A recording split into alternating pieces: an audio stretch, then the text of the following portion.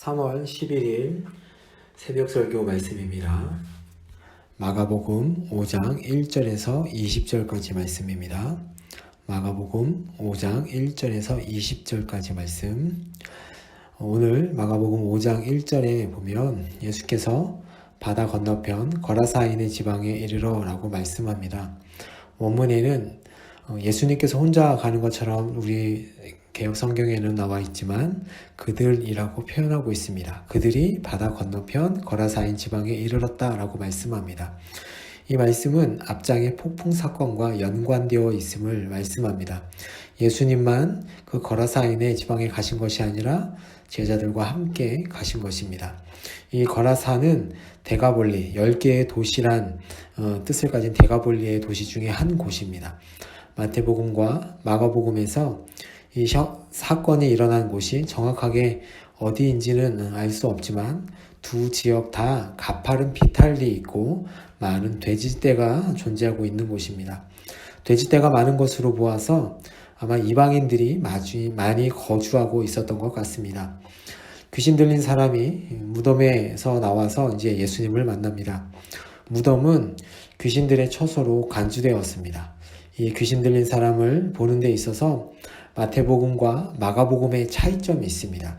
마태복음에는 귀신과의 정면 충돌을 통해서 예수님의 권위를 보여주는데 더 큰 힘을 가지고 있고, 마가복음에서는 영적 전쟁의 싸움터가 되었던 귀신 들린 사람의 상태에 대해서 더 많은 관심을 가지고 있습니다. 그래서 마가는 귀신 들린 사람의 개인적인 이야기들을 상세하게 기록합니다. 그 사람은 유대인들이 부정하게 생각했던 무덤 사이에 머물렀고, 군대 귀신이 들렸고, 고랑과 쇠사슬에 매어 있었지만 그것을 다 끊고 부숴버렸던 사람이다 라고 표현합니다. 그리고 밤낮 무덤 사이나 산에서 소리를 지르고 돌로 자기 몸을 해쳤습니다. 아무도 이 사람을 제어할 수 없었음을 말씀합니다. 마가는 이 사람의 삶이 매우 비참했다는 것을 집중적으로 묘사하며 말씀합니다. 이 사람이 이제 멀리서 예수님을 보고 달려가 절하며 큰 소리로 부르짖습니다. 그는 예수님을 하나님의 아들이라고 고백합니다. 이것은 바로 4장에 있었던 제자들이 했던 질문의 답입니다. 저가 누구이기에 바람과 바다도 순종하는가? 라는 이 질문에 대한 마가의 대답입니다. 바로 하나님의 아들이다 라고 말씀해 주고 있습니다. 귀신은 예수님께 자신을 괴롭히지 말아달라고 간청합니다. 귀신은 자신과 하나님의 아들 사이에 거리 두기를 원했던 것입니다. 이러한 청원은 유대인들의 세계관을 반영합니다. 유대인들은 마지막 종말의 심판 때에 마귀와 졸개들은 고통받을 것을 기대하고 있었습니다. 그런데 예수님을 통해서 그 종말론적 고통이 귀신들에게 이미 시작되고 있음을 마가는 이 같은 방식으로 표현하고 있는 것입니다. 그것은 하나님의 나라의 통치가 시작되고 있음을 알리는 것이죠. 이제 귀신에게 예수님께서 질문하십니다. 내 이름이 무엇이냐? 귀신은 자신의 이름을 군대라고 대답합니다. 여기서 군대라는 이 단어는 레기온이란 단어인데 로마 군병 6,000명으로 구성된 군대를 일컬을 때 사용된 단어입니다. 즉 수많은 귀신이 들어있다는 뜻입니다. 귀신들은 자신들의 정체가 드러나자 예수님에게 이 지방에서 보내지 말아달라고 간청합니다. 누가복음에는 자신들을 무적행으로 보내지 말아달라고 합니다. 자신들이 나갈 곳을 지정해서 예수님께 간청하는 것이죠. 그래서 주변에 있던 2,000마리나 되는 돼지떼에 들어가게 됩니다. 유대인들이 부정하게 여겼던 짐승입니다. 마가는 귀신에 대한 예수님의 권위를 지속적으로 강조합니다. 귀신은 간청하고 예수님은 허락하십니다.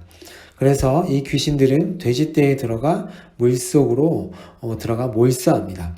2,000마리나 되는 돼지떼의 가격은 아마 상당했을 것입니다.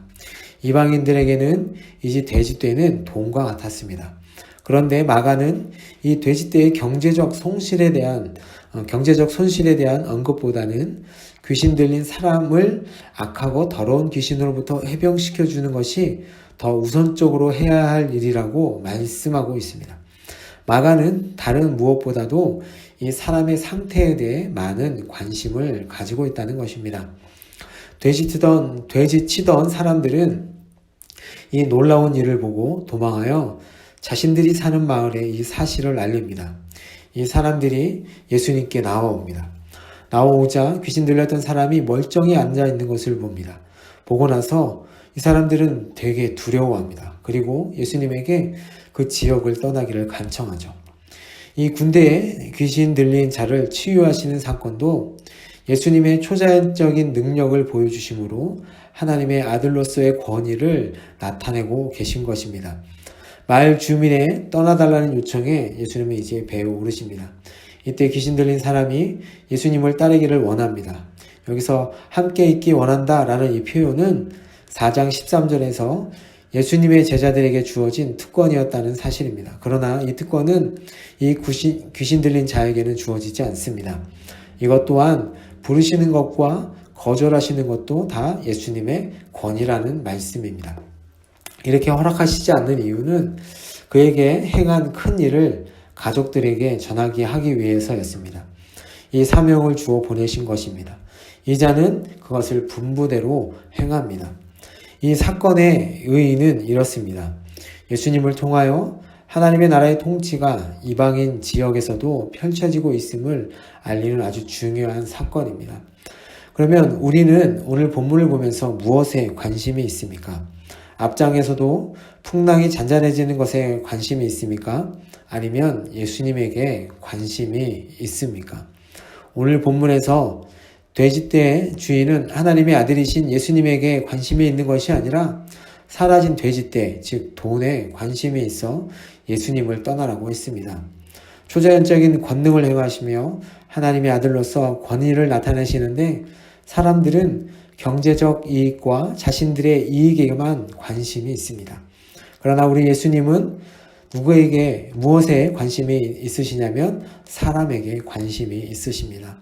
귀신이나 돼지떼에는 관심이 없으십니다. 귀신들로 하여금 고통받으시는 그 사람에게, 고통받는 그 사람에게 관심이 있으십니다. 한 영혼에 관심이 있으신 것입니다.